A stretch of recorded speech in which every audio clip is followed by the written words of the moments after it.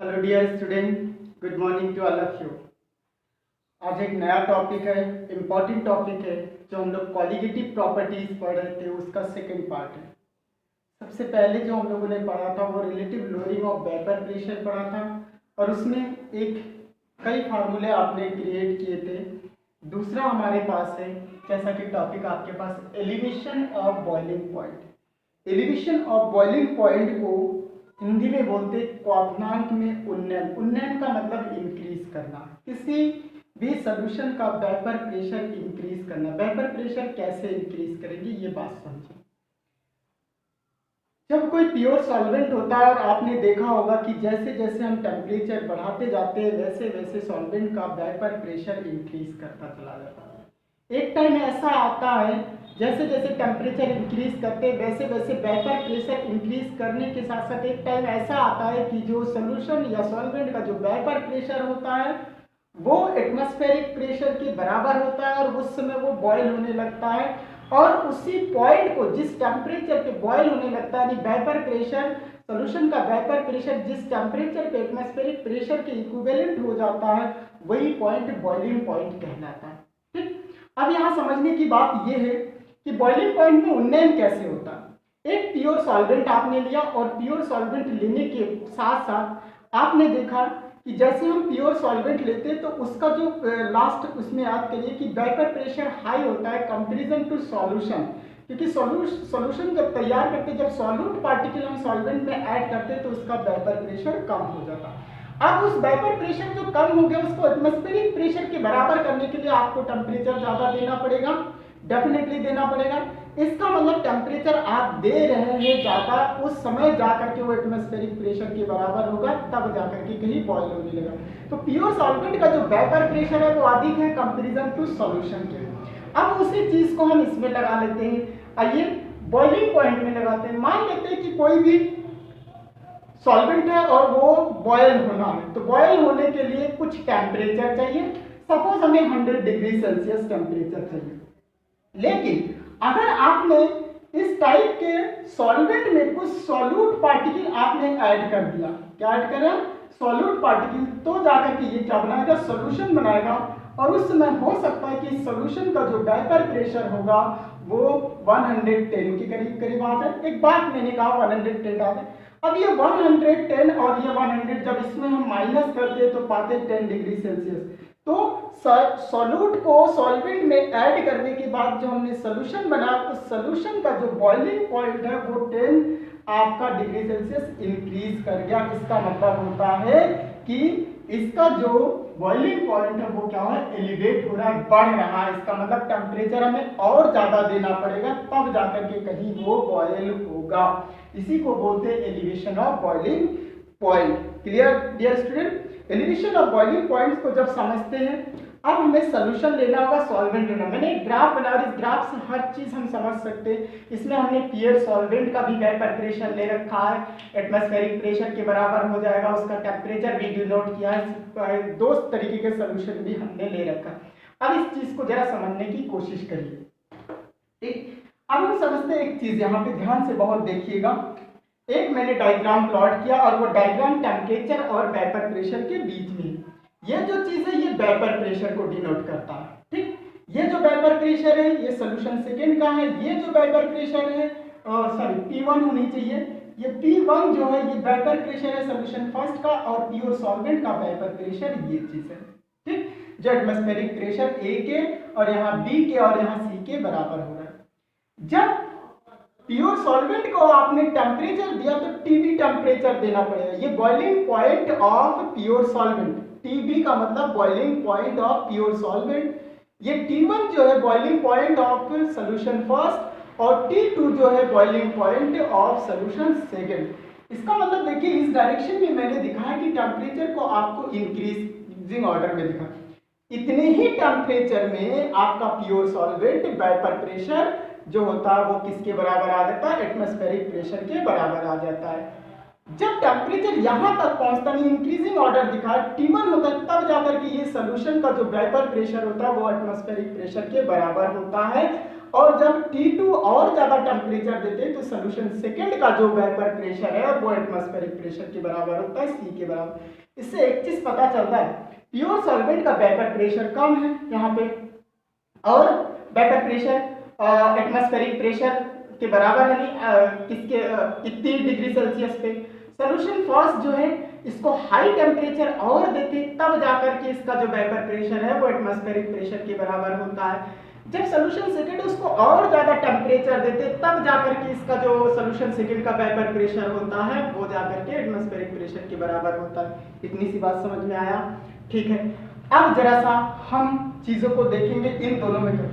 इनके टेम्परेचर से, इन दोनों के टेम्परेचर से पता चल रहा है कि एक सोल्यूशन फर्स्ट एक सोल्यूशन सेकंड लिया गया, यानी सोल्यूशन सेकंड का जो कंसंट्रेशन है वो हाई है। कंसंट्रेशन हाई का मतलब इस टाइप के सोल्यूशन में जो सॉल्यूट पार्टिकल है वो ज्यादा से ज्यादा डिसॉल्व है कंपैरिजन टू सोल्यूशन फर्स्ट। ठीक, अब अगर इतनी सी बात समझ में आया तो आगे आइए इसको जरा सा सॉल्व करने की कोशिश करते हैं और समझने की कोशिश करते हैं। ठीक डियर स्टूडेंट, यहाँ पे हम देंगे ये जो एक पॉइंट है इसमें elevation of boiling point for solution first, ये टी डेल्टा डेल्टा TB1 और डेल्टा TB2 जो वर्ड आया यहाँ पे ये किस चीज को बयां करता है इस बारे में समझिए।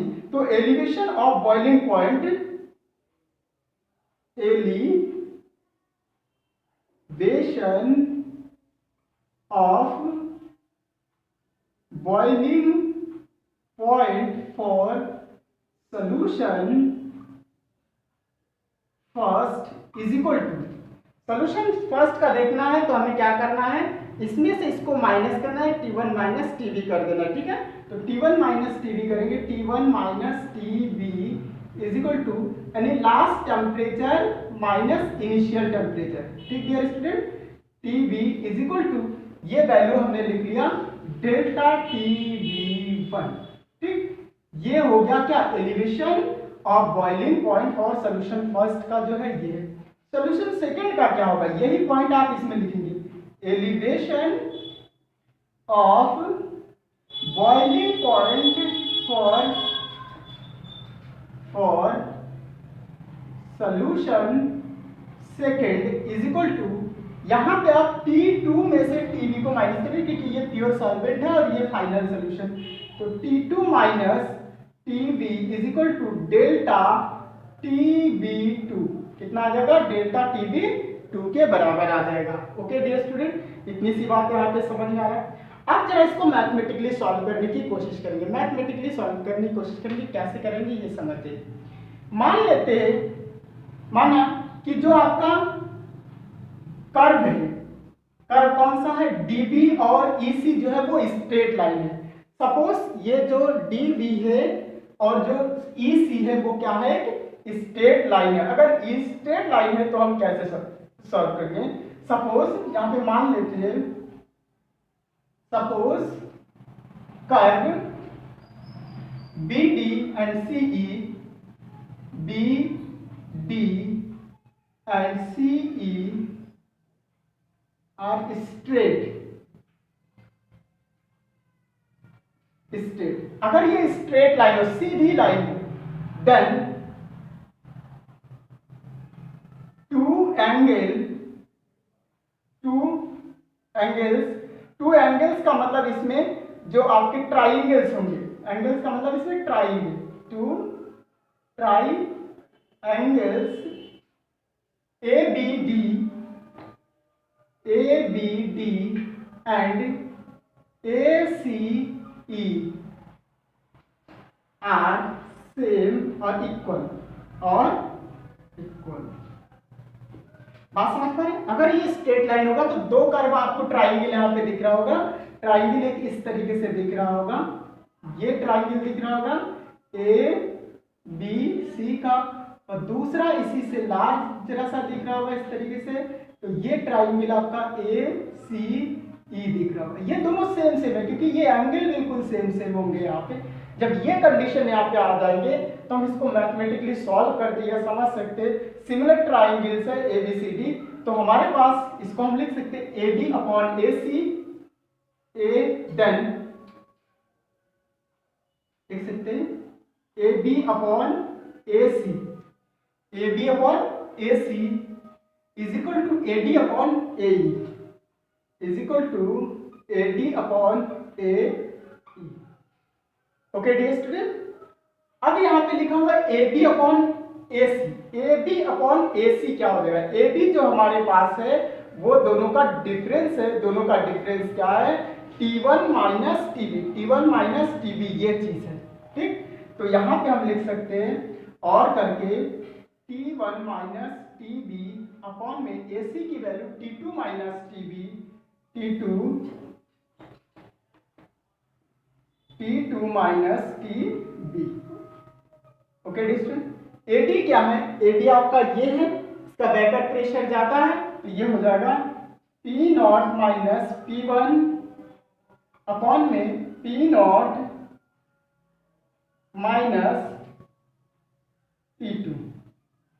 ओके डिस्टेंस, इसको लिख सकते हैं इस तरीके से P नॉट, सॉरी ऊपर में P नॉट माइनस P1 और P नॉट माइनस P2, इस तरीके से चीजों को लिख सकते हैं, ठीक। इसको आप कर दीजिए इक्वेशन फर्स्ट। ओके, अब हम जानते हैं यहाँ पे वेयर P नॉट क्या है, सारे वैल्यू हम लिख दे रहे हैं। Where P naught is equal to, ये प्योर सॉल्वेंट का वेपर प्रेशर है यहाँ पे, ठीक है। यहाँ पे लिख सकते हैं vapour pressure of pure solvent, vapour pressure of pure solvent. Okay dear student, P naught क्या है आपका? Vapour pressure of pure solvent, pure solvent का वेपर प्रेशर है, ठीक है। और P1 क्या है? Vapour pressure of solution first. P1 is equal to vapour pressure of solution first and P2 is equal to vapour pressure of solution second. P2 क्या है? दूसरे वाले सॉल्यूशन, ये सेकंड सॉल्यूशन का वेपर प्रेशर है, और P1 क्या है? पहले वाले सॉल्यूशन का वेपर प्रेशर, और P नॉट क्या है? प्योर सॉल्वेंट का वेपर प्रेशर है। बात समझ पा रहे? इतनी सी बात समझ में आया तो आइए नेक्स्ट जरा सा आगे बढ़ जाते हैं, इसको समझने की कोशिश करते हैं। जब ये चीज लिखते हैं तो इस जगह पे T1 माइनस TB की जगह पे हम ये वैल्यू रख सकते हैं, T2 माइनस TB की जगह पे ये वैल्यू रख सकते हैं। तो और करके हम इस चीज को लिख सकते हैं delta TB1 upon delta TB2 is equal to P naught minus P को लिख सकते हैं delta P1 upon delta P2। ये डिफरेंस बता रहा है दोनों के, बात समझ पा रहे? ये डिफरेंस है इक्वेशन, इसको सेकंड बना लीजिए। ओके, अब यहाँ पे डेल्टा TB1 क्या है?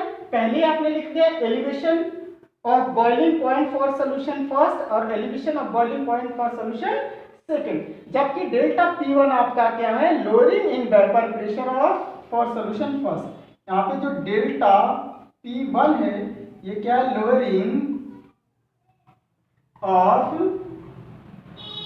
vapor pressure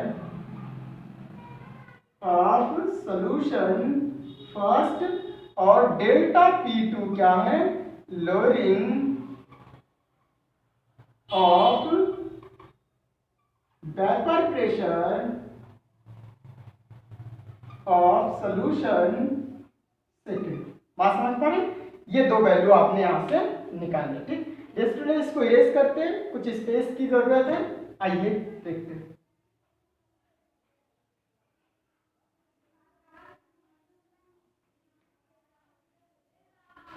ओके, अब हमारे पास एक फार्मूला अगर इससे ये पता चलता है कि डेल्टा TB1 जो है डेल्टा P1 के बराबर, delta TB2 is equal to delta P2 के बराबर, अगर इसके बराबर है तो हम इसको कैसे लिख सकते हैं?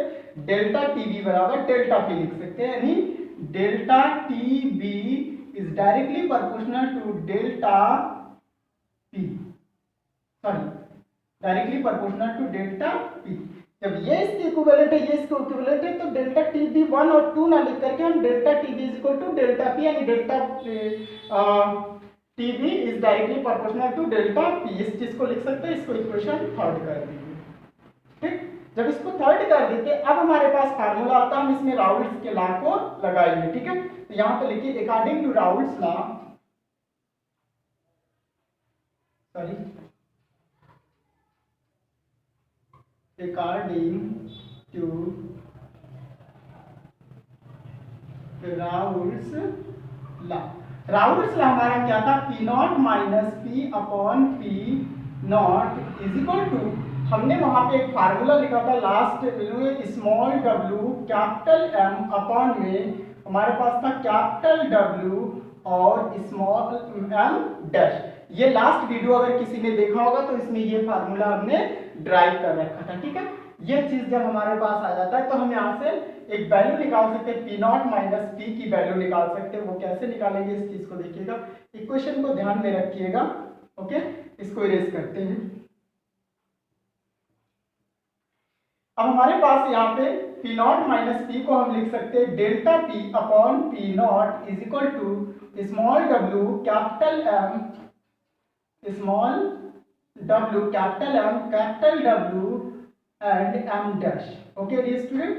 so delta p is equal to p naught, capital m को हम यहां से ले लेते हैं m इस तरीके से, p naught capital m into w upon में यहाँ पे कैपिटल w स्मॉल डैश, ठीक है स्टूडेंट। क्योंकि ये पार्ट हमारा कांस्टेंट होता है, p naught m is equal to constant, okay. ये वैल्यू जब हमारे पास कांस्टेंट हो जाता है तो डेल्टा पी की वैल्यू कितना आता है, डब्ल्यू अपॉन इतनी सी वैल्यू रह जाती है। जब ये कांस्टेंट वैल्यू होगा तो हम इसको लिख सकते हैं delta P is directly proportional to small W upon capital W M dash, okay dear student. और अब हमें इस वैल्यू इसको कंपेयर करना है। कंपेयर कहां से करना है, इक्वेशन थर्ड से। तो कंपेयर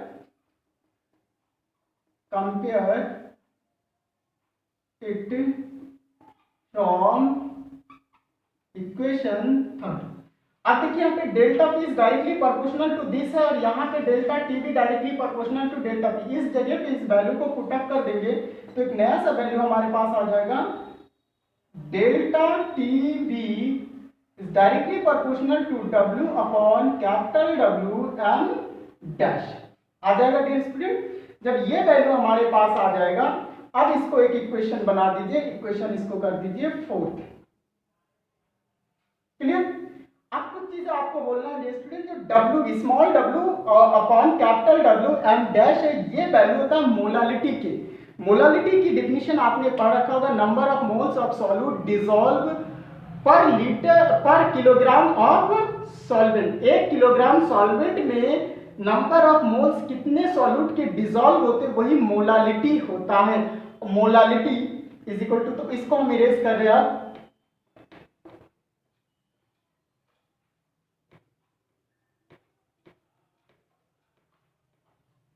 अब हमारे पास एक फार्मूला आता है, हम जानते हैं मोलालिटी इज इक्वल टू हमारे पास होता है small W upon capital W M dash, और मोलालिटी को स्मॉल एम से इंडिकेट करते हैं। तो टी बी डायरेक्टली प्रोपोर्शनल क्या हो जाएगा, delta T B directly proportional to M, किसके प्रोपोर्शनल हो जाएगा, मोलालिटी के proportional. That means the elevation of boiling point is directly proportional to molality, okay. एक फार्मूला हमारे पास यहाँ नया ड्राइव हो गया, और इस फार्मूले को हम क्या बोल सकते हैं, इस फार्मूले को, और हाँ इसको हटा देते प्रोपोर्शनल के साइन को, तो delta T B is equal to K B और फिर एम, ओके। यहाँ पे के बी क्या है ये समझिए, इसको कोई इक्वेशन का नाम दे दीजिएगा, 4 के बाद ये फिफ्थ हो जाएगा। ये हो गया elevation in boiling point, elevation in boiling point is equal to आपके पास इसके हो जाएंगे, किसके पास, ये मोलर कांस्टेंट होता है, ये मोलर कांस्टेंट होता है, इसका पूरा नाम आपके होता है मोलर एलिवेशन कांस्टेंट, यहाँ पे लिख दीजिएगा। चलिए इस टर्म को हटा देते हैं, बाद में हम इसको डिफाइन करेंगे। Where K B is equal to molar elevation constant, small m is equal to molality and delta Tv is equal to elevation in boiling point, elevation in boiling point of solution. Okay dear student, जब इतनी सी चीज लिख लेते हैं केबी को, इसके अलावा भी केबी को इबुलियोस्कोप बोलते हैं, इबुलियोस्कोपिक कांस्टेंट। इस केबी को इबुलियोस्कोपिक कांस्टेंट, इस नाम से भी, इबुलियोस्कोपिक कांस्टेंट से भी इसको जाना जाता है। ओके, आई होप आपने यहाँ पे सारी चीजें। अब अगर मोलरिटी इज इक्वल टू 1 होता है, if m is equal to 1 kilogram, okay, या 1 लिख लेते हैं यहाँ पे, सिर्फ क्या लिखते हैं, 1 लिखते हैं, then delta TV is equal to K B. Delta TV किसके बराबर होगा, केबी के बराबर होगा अगर मोलारिटी की वैल्यू 1 होता है। That means 1 mole of, it means 1 mole of solute dissolve per kilogram, 1 kilogram of solvent. इसका मतलब यही डिसॉल्व, इसका मतलब ये हुआ कि अगर हमें केबी की वैल्यू निकालना, मोलर एलिवेशन कांस्टेंट की डिफिनेशन लिखना है, तो मोलर एलिवेशन कांस्टेंट की डिफिनेशन हो जाता है कि elevation of boiling point, molar elevation constant is equal to होता है आपके पास elevation of boiling point when 1 mole of solute dissolve per kilogram of solvent. जब 1 किलोग्राम सॉल्वेंट में 1 मोल हम सॉल्यूट के डिसॉल्व करेंगे, उस समय जो आपके बॉइलिंग पॉइंट में जो इंक्रीजिंग होगी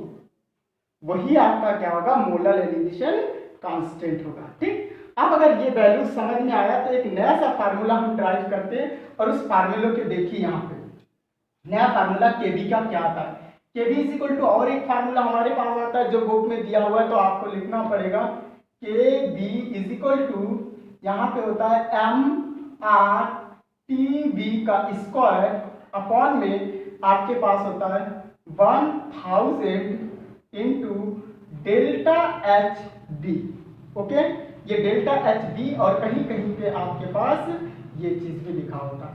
m इज इक्वल टू क्या होता है, m is equal to molecular mass of solvent, molecular mass of solvent, r is equal to gas constant, okay, and Tb is equal to आपके पास होता है, Tb इज इक्वल टू आपके पास elevation constant, elevation of boiling point of solvent.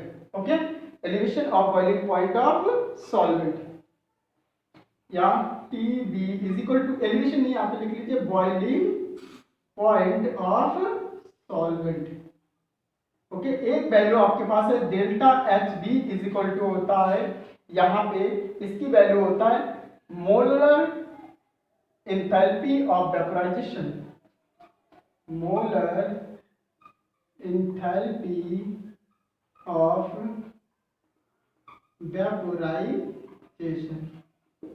Okay dear student, ये एक नया सा फार्मूला आ गया, इस पे भी हमें प्रॉब्लम को सॉल्व करना है। दूसरा एक और भी इसका है वैल्यू, उसको निकालते हैं, और वो वैल्यू क्या है ये बात भी समझिए। जब इसको लैटेंट हीट से कंपेयर करते हैं तब हम पाते हैं क्या, लैटेंट हीट इस तरह से होता है, the latent heat of vaporisation per gram of the solvent is equal to RL, LB is equal to, एक फार्मूला हमारे पास होता है delta HV upon capital M। Okay, जब LB इज इक्वल टू ये होता है, ये आपका होता है latent heat of vaporisation. Okay dear student, इसको क्या बोलते हैं, LB is equal to latent heat of vaporisation. इस वैल्यू को अगर हम यहाँ पे पुट करते तो हम पाते हैं कि ये चीज हमारा कैंसिल हो जाएगा इतना, और यहाँ पे LB आ जाएगा, then KB is equal to, M भी आपका यहाँ से कैंसिल हो जाएगा, RTB square upon 1000 into LB। Okay, एक नया सा फार्मूला आपके पास आ गया।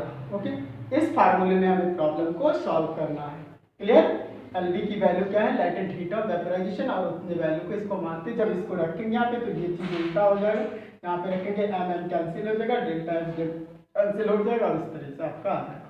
ओके, तो ये था हमारा क्या रिलेशन है मोलर एलिवेशन कांस्टेंट का, वो चीज़ निकाला था, और एलिवेशन ऑफ बॉइलिंग पॉइंट कैसे होते हैं वो चीज़ निकालता, डेल्टा टीवी की वैल्यू निकाला था हम लोगों ने, वो डिफरेंट सोल्यूशन के निकालता, जो बहुत इंपॉर्टेंट है, इसको आपको सॉल्व करना होगा। Okay, thank you, all the best.